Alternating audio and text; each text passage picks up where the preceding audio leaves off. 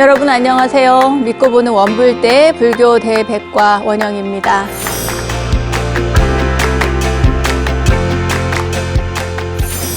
어머니의 모태에 드는 그 순간부터 우리는 수많은 인연을 맺게 됩니다. 가족, 친구, 연인, 스승, 그 수많은 인연 속에서 우리 삶도 앞을 향해 나아가게 되죠. 인연은 얼마나 잘 가꾸고 잘 다듬어 가느냐에 따라 잘 자라기도 하고 또 시들시들해지기도 합니다. 또 빛이 되기도 하고요. 빛을 가리는 그림자가 되기도 합니다. 인연은 누구에게나 서툴고 미흡하게 다가와서 어느새 익숙해지는 것이 아닐까 싶어요. 사람과 사람과의 인연, 사람과 자연, 자연과 자연, 이 모든 인연은 만남과 헤어짐을 반복하면서 자신도 모르는 사이 그 인연에 물들어갑니다. 그것을 우리는 인생이라 부르죠. 원불대를 통해 맺게 된 여러분과의 인연, 수행자로서의 제 삶에 있어서도 참 소중하게 여겨집니다. 첫 회를 시작으로 오늘 20회까지 20번의 만남, 어느 회 하나 놓칠 수 없이 소중한 시간이었습니다. 이 시간 관심 가져주시고 애청해 주신 여러분께 진심으로 감사 인사드리면서 오늘은 평소 여러분께서 궁금해하셨던 질문들을 추려서 하나씩 답변을 해드리는 식으로 꾸며보겠습니다. 이름하여 원불대 Q&A. 자, 여러분 오늘도 환영합니다. 어서 모이세요.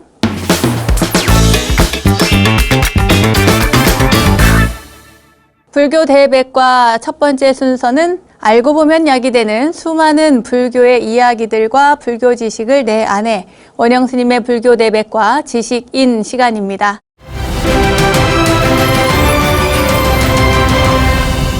오늘은 말씀드린 대로 여러분의 궁금증을 모아서 제가 풀어드리는 그런 시간으로 함께 할 텐데요. 첫 번째 질문 시작하겠습니다.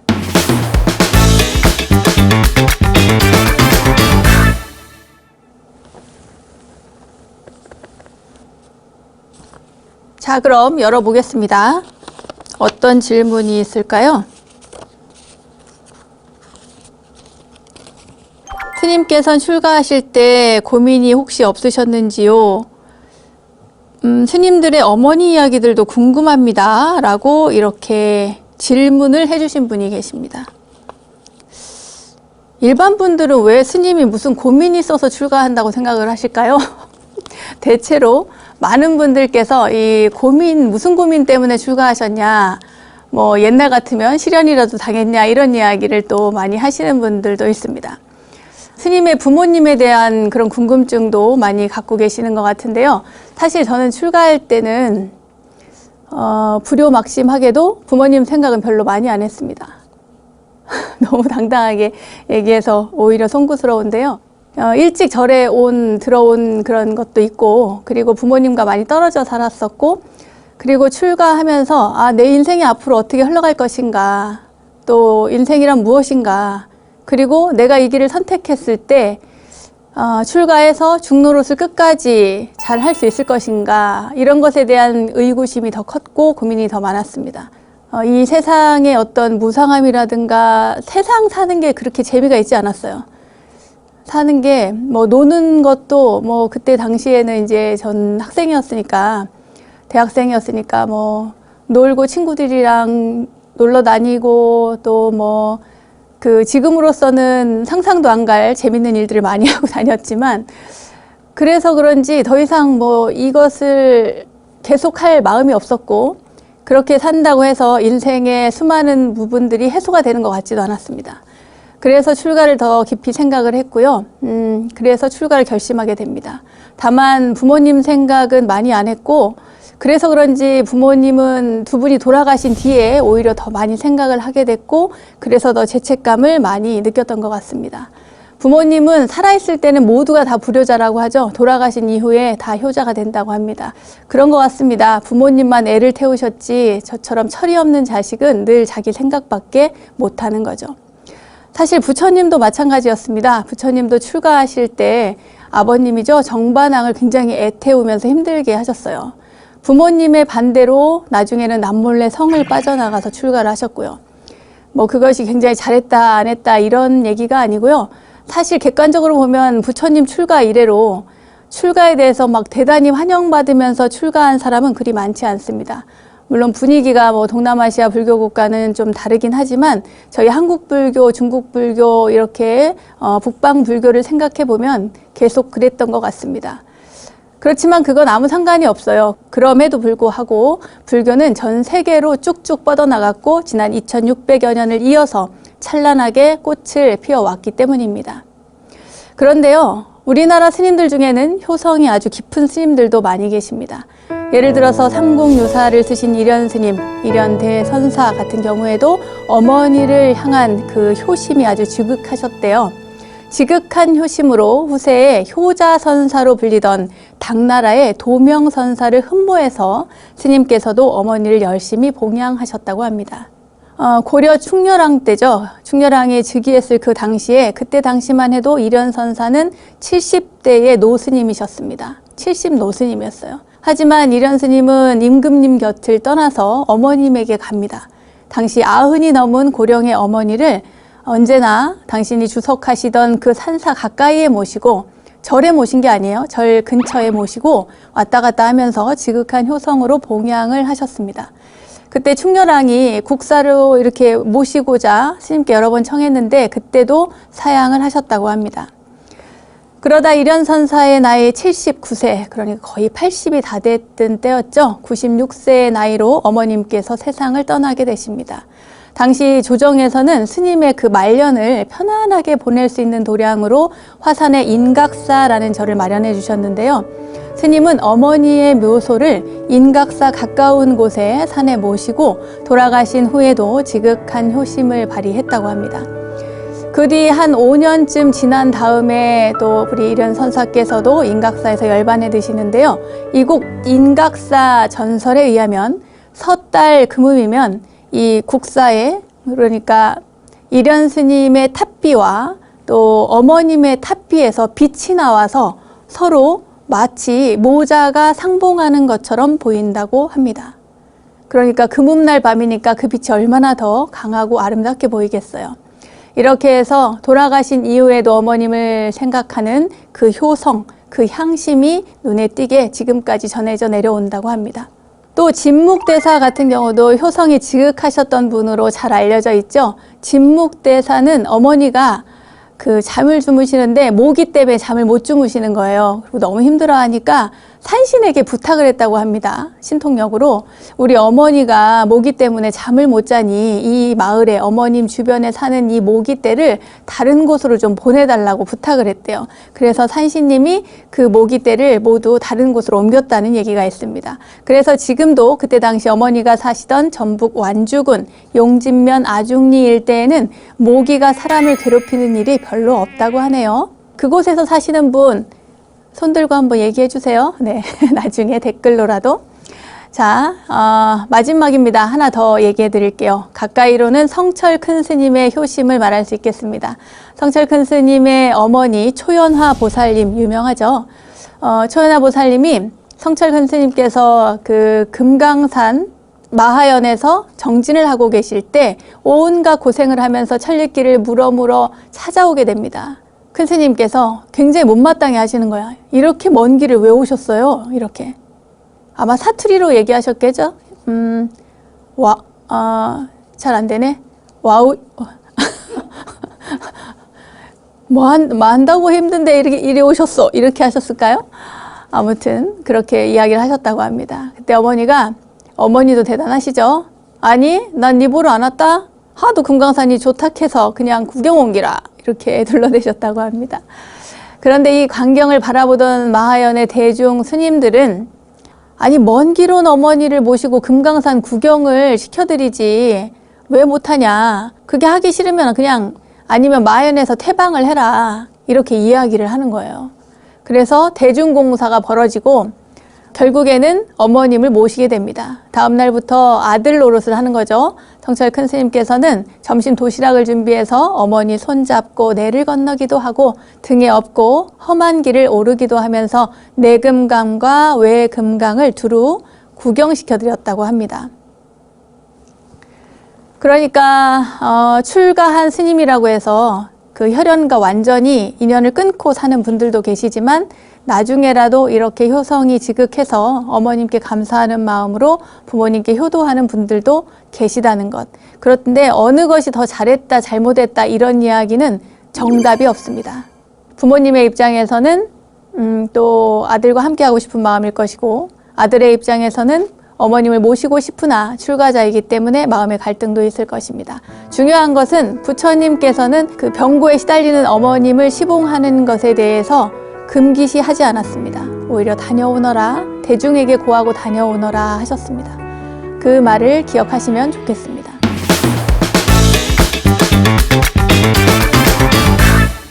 자, 그럼 다음으로 넘어가 볼까요? 주세요. 초보불자로서 궁금한 불교 예절들을 알려주세요. 초보불자로서 궁금한 불교 예절들을 알려달라고 이렇게 글을 주셨네요. 저희가 한 번쯤은 했던 것 같습니다만 정확하게는 아니지만 사이사이에 그 사찰을 둘러보는 방법도 말씀을 드렸던 것 같고요. 그 편을 그게 몇 회인지는 제가 잘 모르겠습니다만 그 편을 참고하시면 좋을 것 같고요. 오늘 여기서는 이렇게 질문이 들어왔으니 간단하게 말씀을 드리도록 하겠습니다. 먼저 절에 가면 절 입구가 있잖아요. 그러면 절 입구에서 먼저 합장하고 반배를 합니다. 제가 좀 앉아서 하다 보니까 이해를 해주시기 바랍니다. 이 마이크 때문에 그런데요. 고개를 45도로 숙여서 합장 반배를 하고 절에 들어가는 겁니다. 그리고 절에 들어가면 제일 먼저 무슨 볼일이 있던지 간에 모든 것을 차치하고 일단 법당에 갑니다. 법당에 가서 불보살님께 예배를 올린 뒤에 자기가 해야 할 일, 하고 싶은 일, 또는 뭐 스님을 만나든 기도 접수를 하든 또 일을 하든 그 무엇이 됐든지 간에 법당에 먼저 들어가서 삼배를 한다는 것, 이것을 꼭 기억하시기 바랍니다. 그리고 스님을 부를 때는요, 법명으로 부르셔도 좋고 법호를 부르셔도 좋고 소임 이름을 붙여서 이렇게 불러주셔도 좋습니다. 예를 들어 저를 부를 때 원영 스님 이렇게 불러도 되고요. 저는 이제 주지 소임을 맡고 있으니까 주지 스님 이렇게 불러도 됩니다. 또 다른 스님은 뭐 기도 스님, 원주 스님 이렇게 불러도 되고요. 누구누구 스님 이렇게 법명을 부르시면 좋습니다. 뭐 단둘이 있을 때는 스님 해도 되겠죠. 어른 스님일 경우에는 무슨 사 큰 스님, 저기 뭐 예를 들어서 송광사 큰 스님, 조계사 큰 스님 뭐 이런 식으로 금산사 큰 스님 이렇게 부르시면 되고요. 또 산 이름을 갖다 붙여도 됩니다. 저기 송광사는 또 송광산 큰 스님 이렇게 말씀하실 수도 있고, 원로 스님일 경우에는 늙을 노자, 노자를 붙여서 무슨 노스님, 무슨 큰 스님 이렇게 붙이시면 되겠습니다. 다음은 법당에서 지켜야 할 예법입니다. 이제 출입 예절을 알려드릴게요. 법당에 들어갈 때 모든 대중은 법당에 양문이 있어요. 그 양쪽 문으로 출입을 하시면 됩니다. 물론 큰 절 같은 경우는 그런데 그 큰 절이 아닌 작은 절 같은 경우에는 출입구가 한 곳만 있을 수 있어요. 이제 그곳으로 들어가면 됩니다. 다만 어간이라고 해서 중앙에 중앙문이 있거든요. 중앙문으로는 출입을 하지 않습니다. 사원을 대표하는 큰 스님이나 조실 스님, 어른 스님들만이 이 법당 중앙으로 출입을 할 수가 있습니다.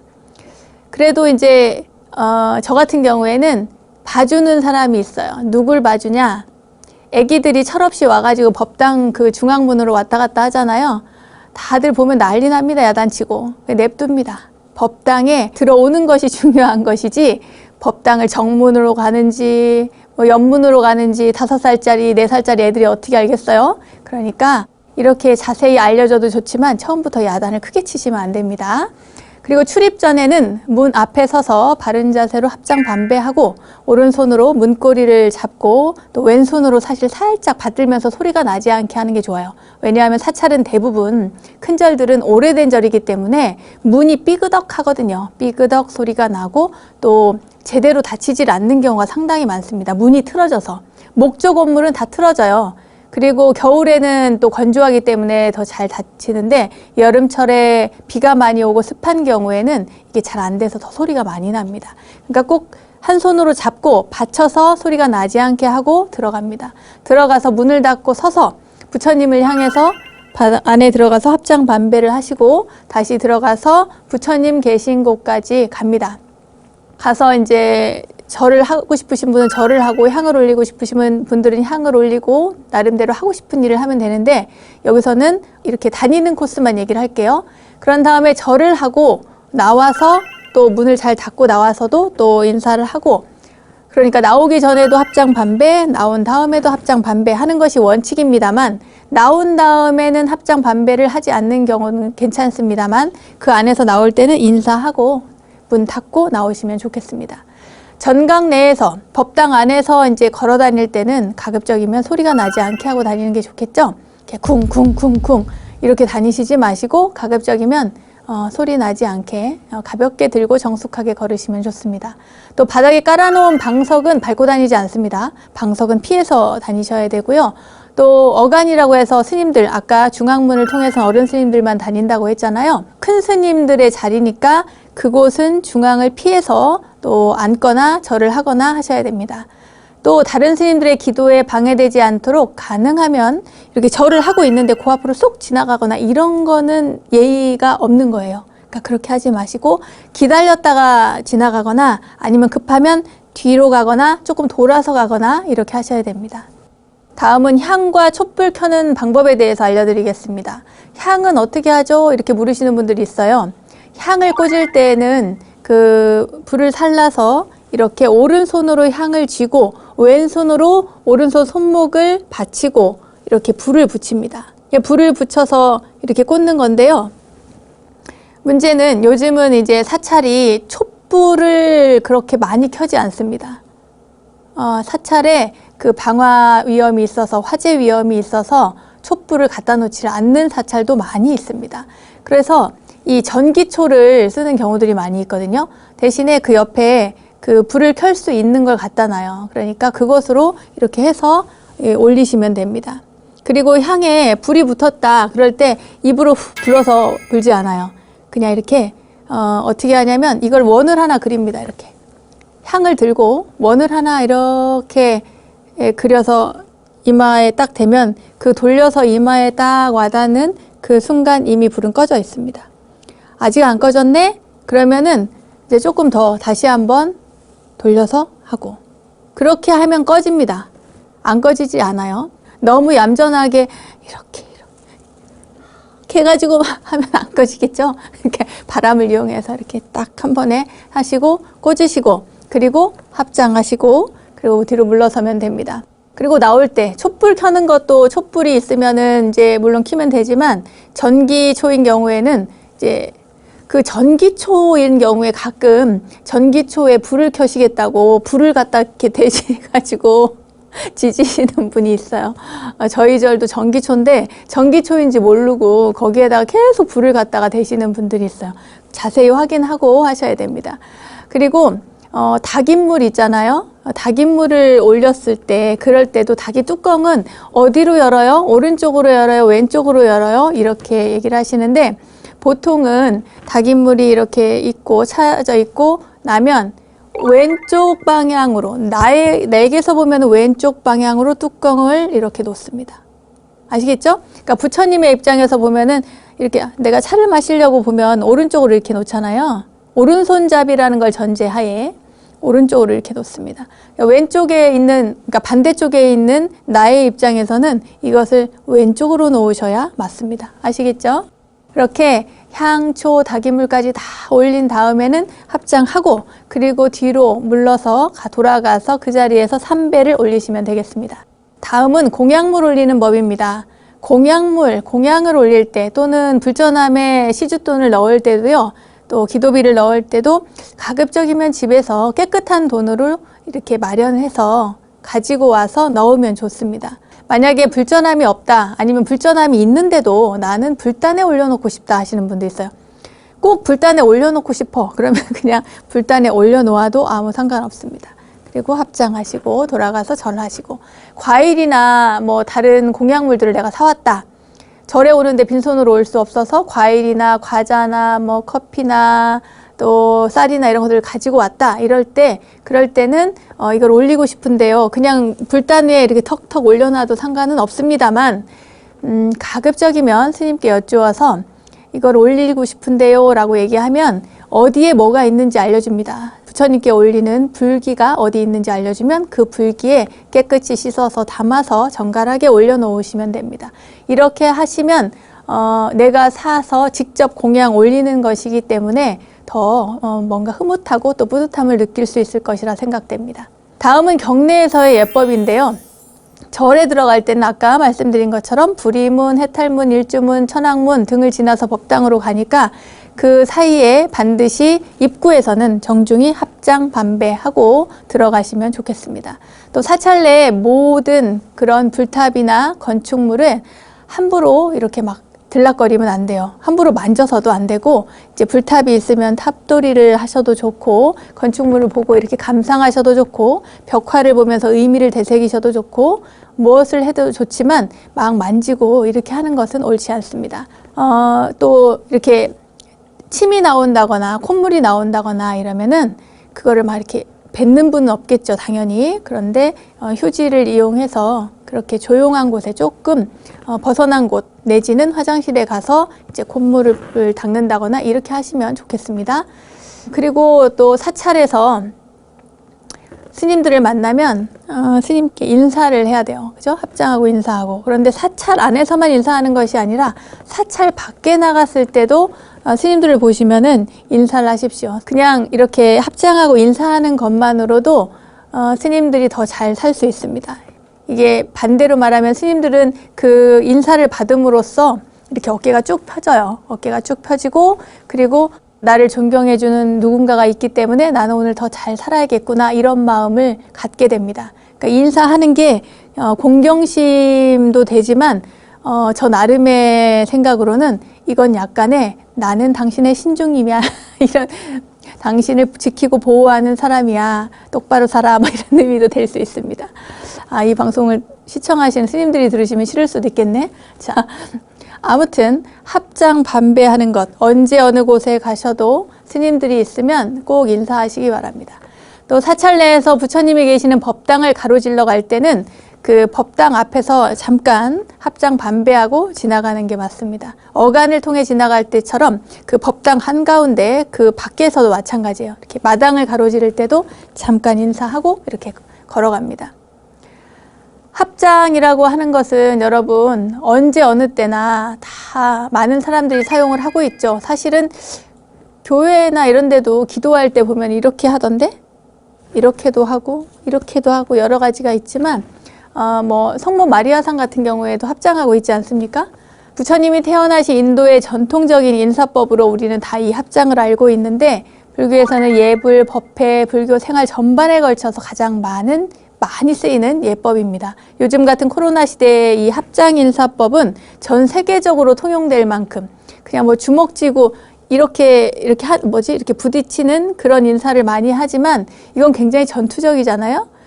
너무 저는 볼 때마다 이 인사법이 굉장히 전투적이어서 사람과 사람과의 관계를 의기투합해서 뭐 의리로 뭉친다는 개념이 있을 수 있겠지만 뭔가 불편하게 느껴지는 게 사실입니다. 그래서 꼭 합장을 한다는 것은 너와 내가 이렇게 마주해서 밀착해서 빈틈이 없고 마음이 하나로 합일되고 당신의 마음과 내 마음이 이 하나의 진리로 합쳐진다라고 하는 의미로 훨씬 더 아름답게 받아들일 수 있고요. 또 악수 같은 경우에도 악수를 하는 것은 내 손에 당신을 해칠 물건이 들어있지 않다라고 하는 것으로 빈손을 내밀어서 악수를 하잖아요. 근데 그 악수를 할 수 없을 때 나는 당신 해칠 물건이 없어, 이런 표현보다도 그 이전부터 이렇게 불교는 합장을 해가지고 당신의 마음과 나의 마음이 합일된다는 것, 우주와 나의 마음이 합일된다는 것, 이것으로 이해를 하시면 더 좋겠습니다. 그리고 길 위에서 도반을 만났을 때, 절에서 만나는 도반을 만났을 때도 인사하시면 좋고, 합장이라는 건요 정말 언제 어느 때나 다 좋습니다. 덕 높으신 큰 스님 친견하실 때든 삼배 올리는 건 마찬가지고요. 자, 그러면 절하는 법도 알려드려야 되나요? 절은 다 하실 줄 아시죠? 절하는 건 패스 넘기겠습니다. 중요한 거 한 가지를 빼먹었네요. 아까 법당에서 제가 이야기해야 되는데 그때 빼먹었습니다. 뭐냐면 그 법당에 갔을 때 내가 공약물도 올리고 뭐 초도 켜고 향도 올리고 다 하잖아요. 그런데 내가 하고 싶은 마음이 간절하듯이 다른 사람도 하고 싶은 마음이 간절합니다. 그럴 때 어떻게 할 것인가? 내가 갔는데 이미 초도 켜 있고 또 그 향도 꽂혀져 있고 다 되어 있어요. 이럴 때 그거를 또 일부러 끄고 향을 빼고 다시 자기가 갖고 온 거를 갖다가 바꿔서 올려놓는 사람들이 있거든요. 그러지 맙시다. 그렇게 안 하셔도 됩니다. 거기에 향을 올려놓고 그 초도 사온 초도 올려놓고 하면 나중에 그 향이 다 사루어지면 그 다음에 그 향을 사루게 되니까 그 자기가 올린 그 공양의 마음은 변함이 없습니다. 아시겠죠? 반드시 내 눈앞에서 그걸 꽂아야, 내가 직접 꽂아야만 공양이 아니고 이 앞선 사람들의 꽂아놓은 향과 초가 다 탄 다음에 내가 가져온 공양물이 올려지는 것, 이것은 그냥 순차적으로 그렇게 되는 것이지 마음에 뭔가 훼손이 된다거나 덜해진다거나 그렇지 않습니다. 꼭 염두에 두시고 있는 향 뽑아버리거나 그 켜져 있는 초 그 끄고 바꾼다거나 이런 거 하지 않으셨으면 좋겠습니다.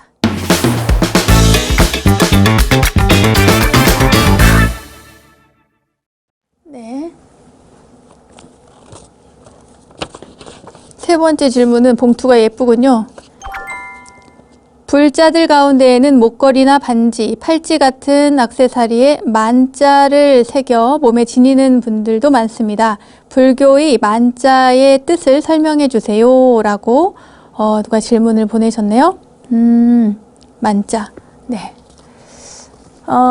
이 불교의 만자, 사실은 공식적으로는 이 만자를 사용하지 않도록 되어 있는데 우리나라만 만자를 사용하고 있죠. 사실은. 이제 많은 분들, 특히나 서양에서 오신 분들이 이해를 잘 못하시는 분들도 많이 있습니다만 우리는 이 만자의 의미를 왜곡하지 않고 우리 그대로 아름다운 것으로 받아들여서 불교를 상징하는 것으로 이렇게 표현한다라고 해서 이게 법으로 금지한다고 해서 금지되어지는 것이 아니기 때문에 오히려 그 의미를 잘 알고 사용하시는 것이 좋겠다 싶어서 말씀드립니다. 이 만자는요, 일반적으로 불교나 절을 나타내는 기호나 표시로 쓰이죠. 그러니까 지도를 봐도 지도상에도 이렇게 만자 표시가 많이 되어 있습니다. 그래서 불교를 상징하는 기호로는 대표적으로 만자를 사람들이 떠올리는 거죠. 이 만자는 다름이 아닙니다. 길상을 말하는 거예요. 길상. 원래도 그랬고 지금도 그렇습니다. 앞으로도 그럴 것이지만 이 만자가 바퀴같이 생겼잖아요. 바퀴. 실제로 바퀴의 역할을 하는 겁니다. 뭐냐면 좋은 일이 생겼는데 내가 가는 길마다 이 좋은 길상의 바퀴가 굴러간다는 의미를 가지고 있어요. 이 만자의 기원에 대해서 불교에서는 부처님의 가슴에 이 길상, 덕상이 있었고, 그러니까 만자의 표시가 있었다고 되어 있고요. 그러니까 부처님을 조각했는데 거기에 발에 또는 두 발에 또 허리에 이렇게 만자 표시가 있었다고 합니다. 이 표시가 불교와의 관계를 맺은 것은 수행본기경에 나오는 부처님의 성도설화에서부터예요.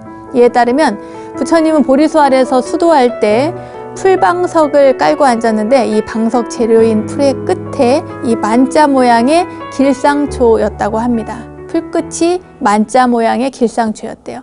그 후에 이 표시는 불교를 상징하는 기호가 되었다고 합니다. 하지만 이러한 만자는 불교 문화권에서만 국한되어서 사용된 것이 아니고 원래는 고대 인도에는 모헨조다로에서도 길상문으로 쓰였다고 해요. 그쪽은 BC 2500년 이후니까요. 굉장히 오래된 때죠. 다만 우리가 이거에 대해서 거부감을 갖는 것은 2차 세계대전을 일으킨 독일의 나치가 이 만자와 모양이 비슷한 하켄크로이츠를 상징기호로 사용했기 때문입니다. 게르만 전통에서 하켄크로이츠는 행운의 상징이었다고 해요. 그것을 나치당이 자기 당 기에다가 넣고 나치의 상징이 되었기 때문에 우리가 그 거부감이 굉장히 큰 겁니다. 그러니까 원래 의미는 굉장히 좋았는데 이제 나치가 사용하는 하켄크로이츠가 너무나 심한 만행을 많이 저질렀기 때문에 이 유사한 모양, 방향이 다르거든요. 방향이 다른데 이 유사한 이 만자 모양만 봐도 깜짝깜짝 놀래고 혐오감을 불러일으키는 거예요. 그래서 제가 들은 얘기만 해도 미국의 뉴욕시에서 길을 걷던 한국인이 만자 목걸이를 했는데, 그때 굉장히 오래전 일인데 지나가는 사람들에게 둘러싸여서 그거 떼라고 그러면서 이제 폭행을 당한 그런 사건들도 있었습니다. 그 정도로 그쪽 사람들에게는 굉장히 혐오감을 조장하는 그런 표시이기도 합니다. 하지만 우리는 그걸 몰랐던 거죠. 모르기도 했고, 그리고 인도에 가면 사실 뭐 하켄크로이츠처럼 이렇게 되어 있는 방향의 이 법륜 모양의 만자도 있고요. 이렇게 우리가 사용하는 만자의 모양도 있습니다. 다만 다른 불교 국가들도 심지어 모두 회의를 통해서 만장일치로 이 만자를 사용하지 말자 이렇게 됐는데, 다만 그게 전달 과정에서 우리나라에서는 그것이 제대로 적용이 안 됐어요. 그래서 대부분의 불자님들이 그것을 모르고 사용을 하고 있습니다. 실제로 절에 오시는 보살님들 가운데에는 만자 목걸이나 만자 팔찌를 하고 계시는 분들도 많이 있어요. 그러니까 원래 의미는 이게 참 좋은 의미이긴 한데, 그것을 나쁘게 악하게 사용하는 사람들과 묘하게 이렇게 겹쳐지면서 이제 불교가 피해를 보게 된 것인데요. 글쎄 각자에게 맡기는 수밖에 없겠습니다만, 이제 세계화의 시대를 우리가 살고 있고, 지금은 코로나 때문에 외국인들이 많이 우리나라에 오지 못하지만 연등회라든지 세계문화유산에 등재된 그런 큰 행사를 진행할 때 전 세계에 수많은 사람들이 몰려오잖아요. 그러니까 가급적이면 그것을 너무 눈에 띄게 하지 않는 것이 좋을 것으로 보이고요. 이렇게 주얼리를 만드시는 분들도 대신에 옴자라든지 이런 것들 더 좀 염주 모양이라든지 조금 더 색다른 다른 기호들을 이용해서 이렇게 표현한다면 더 좋지 않을까, 그런 생각이 듭니다. 불교 지식을 내 안에 원불대 지식인 시간, 오늘은 원불대 Q&A, 여러분의 궁금증을 함께 풀어보는 시간으로 함께 했습니다. 불교에 대한 궁금증 앞으로도 많이 가져주시고요. 불교에 대해서도 더 열심히 공부하는 여러분, 그리고 제가 되었으면 좋겠습니다. 자, 불교 지식을 내 안에 원불대 지식인, 오늘은 여기까지.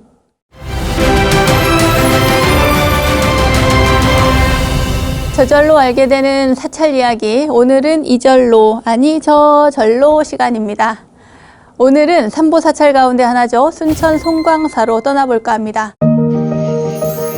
송광사는 전라남도 순천 조계산 북쪽 기슭에 자리한 대한불교 조계종 제21교구 본사인데요. 승보사찰 송광사는 불보사찰 양산 통도사, 법보사찰 합천 해인사와 더불어 한국의 삼보사찰로 불리고 있습니다. 신라 말기에 해린대사께서 작은 함자를 짓고 길상사라고 부르던 것을 시작으로 해서 보조국사 진울 스님이 정해사를 이곳에 옮겨와 수도 참선 도량으로 삼은 뒤부터 승보사찰이 되었습니다. 진울 스님, 해심 스님을 비롯한 16국사를 배출한 곳이기도 하죠. 오늘은 이 송광사에 전해져 오는 불보를 수지한 스님에 대한 이야기를 전해드릴까 합니다. 때는 신라 마렵입니다. 여름 한거를 마치고 한 10여 명의 제자들과 함께 만행에 오른 해린선사는 험한 산중에서 노숙을 하게 됩니다. 그런데 마을에 그때 당시에 괴질이 퍼졌거든요. 그래서 그런지 스님들도 배가 아프다면서 이렇게 쓰러져 갔어요. 약초를 산에서 뜯어다가 먹여봐도 효험이 없자 안 되겠다. 그래서 스님들과 함께 기도처를 찾아서 기도를 하기로 합니다. 해린선사는 기도처를 찾기 위해서 주변을 막 살폈는데요. 바로 가까운 곳에 아주 연잎이 무성한 연못이 있는가 하면 목 가운데 문수보살 석상이 우뚝 서 계시는 게 아니겠어요? 그래서 문수보살님께서 우리를 구하러 오셨구나 이렇게 생각하고 문수보살님을 향해 이렇게 대중들과 함께 앉아서 기도에 들어갑니다. 그렇게 7일 기도를 마치던 날 밤에 이제 모든 시련이 다 끝났으니 안심해라. 그리고 이 길로 새 절터를 찾아서 절을 세우고 중생구제의 선을 실천토록 해라. 이렇게 말씀을 하셨대요. 그러니까 비몽사몽간에 부처님을 친견한 해린선사는 감격하고 또 감격해서 막 절을 하다가 눈을 떴는데 떠보니까 부처님은 계시지 않았죠. 그래서 고개를 들어서 주위를 막 이렇게 살펴보니까 거기에 스님들이 같이 정진하던 스님들이 있었는데 그 스님들이 모두 멀쩡해진 겁니다. 질병이 모두 다 나았다는 거예요. 구토하는 사람도 설사하는 사람도 없이 이렇게 스님의 기도가 극진해서 많은 대중을 살린 거죠. 그리고 이 해린선사는 다시 눈을 감고 그 문수보살님께 감사의 인사를 드렸습니다. 저희들을 구해주신 문수보살님 감사합니다. 보살님의 거룩한 그 자비심으로 저희들이 앞길을 인도해 주십시오 라고 기도를 하죠. 그렇게 기도를 마치고 고개를 들은 해린선사는 마치 꿈을 꾸는 듯 약간 놀랐어요. 왜냐하면 언제 오셨는지 웬 노스님 한 분이 미소를 지으면서 이렇게 스님을 바라보고 있었던 거예요. 이 해린선사는 이 노스님이 누군가 생각하다가 이제 연못 가운데로 이렇게 눈을 돌렸어요. 그랬더니 그곳에는 문수보살님이 그대로 서 계셨습니다. 잠시 마음을 가다듬은 스님은 정중하게 합장 배례한 다음에 노스님에게 이렇게 물었어요. 어디서 오신 스님이신가요? 하고 이제 물으니까 그 노스님이 소승은 석가세존께서 스님께 전하라는 귀중한 선물을 가지고 왔으니 너무 놀라지 마시오. 그러면서 이 노스님께서 붉은 가사 한 벌과 또 향내음 그윽한 바루 그리고 부처님의 진골사리의 일부분을 불사리를 건네주신 겁니다. 그래서 해린선사 너무 깜짝 놀랐죠. 감격하기도 하고 아니 이런 불보를 감히 제가 받아도 되겠습니까? 물어요. 그러니까 사양하지 말고 수지하십시오. 받으십시오. 해요. 그리고는 이제 소승이 전하는 말을 꼭 명심해서 실천하라고 합니다. 그래서 그게 무슨 얘기인가 했더니 제자들을 데리고 전라도 남쪽 땅으로 가시오. 그곳에 가면 송광산이라는 곳이 있는데 거기가 바로 이 불보를 모시고 불법을 전할 성지입니다. 이는 아무도 모르는 사실이니까 대사께서 어서 가서 절을 세우고 중생교화의 원력을 실천하기 바랍니다. 그것만이 부처님의 가피에 보답하는 길입니다. 이렇게 알려준 거예요. 그래서 해린선사는 눈을 뜨고 너무 기뻐서 눈물을 막 흘리고 삼배를 했어요. 그 삼배를 하고 일어나니까 노스님이 안 계신 거예요. 그래서 해린선사 일행은 전라도로 이제 발길을 옮깁니다. 여러 날이 지나서 지금의 승주군 송광면 그 마을 어귀에 다다랐을 때 그 백발이 성성한 촌 노인장을 만나게 돼요. 그래서 노인은 반색을 하며 정중하게 합장 배례한 후에 궁금한 듯 물었어요. 무슨 일로 이 마을에 이렇게 오셨습니까? 하고 물으니까 예, 여기에 송광산이라는 영산이 있다기에 절을 세우려고 왔습니다. 그래요. 그러니까 노인이 아유 잘 왔습니다. 잘 오셨습니다. 옛부터 전해오는 전설에 의하면 장차 이 산에서 18공이 출현해서 불법을 널리 홍보할 것이라고 합니다. 이렇게 얘기를 하는 거예요. 이 18공을 의미하는 송자, 여기에 불법을 널리 편다는 광자를 더해서 송광산이라고 불렀다고 합니다. 그러니까 절 이름이 아니고요. 그 산 이름이 송광산이었던 거예요. 그래서 송광산 기슭에 오색 무지개 같은 영롱한 서기가 막 이렇게 피어오르는 모습을 그 스님들이 함께 간 스님들이 다 보게 됩니다. 아, 저기구나. 그래서 맑은 계곡을 따라 그 서기가 오르는 곳으로 한참 향해요. 그때 해린선사가 문득 걸음을 멈추고 석장을 딱 꽂습니다. 그곳이 바로 절터죠. 네, 석장을 딱 꽂은 곳. 그날부터 절 짓는 일이 시작이 되었습니다. 먼 곳에서까지 사람들이 이 소문을 듣고요. 도와주려고 구름처럼 몰려와서 그래서 절 짓는 일이 굉장히 수월하게 이루어졌다고 해요. 절이 완성돼서 노스님에게 받았던 그 진골 불사리를 모시던 날 밤에 절 안에서 교룡이 나는 듯 용이 그러니까 막 이렇게 교차해서 용이 나는 듯이 상스러운 기운이 가득했고요. 또 선사는 절 이름을 그래서 길상사라고 칭했다고 합니다. 이 절이 바로 16국사를 배출하고 또 선풍을 크게 진작시킨 조계총림 송광사의 시작이었습니다.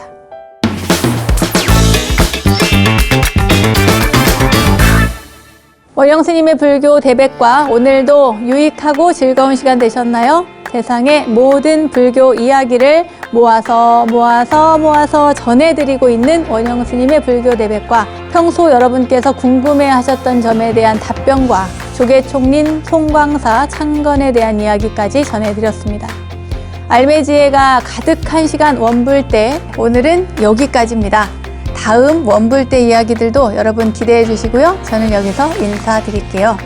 믿음직한 원불대, 믿고 보는 원불대 시청해 주셔서 감사합니다.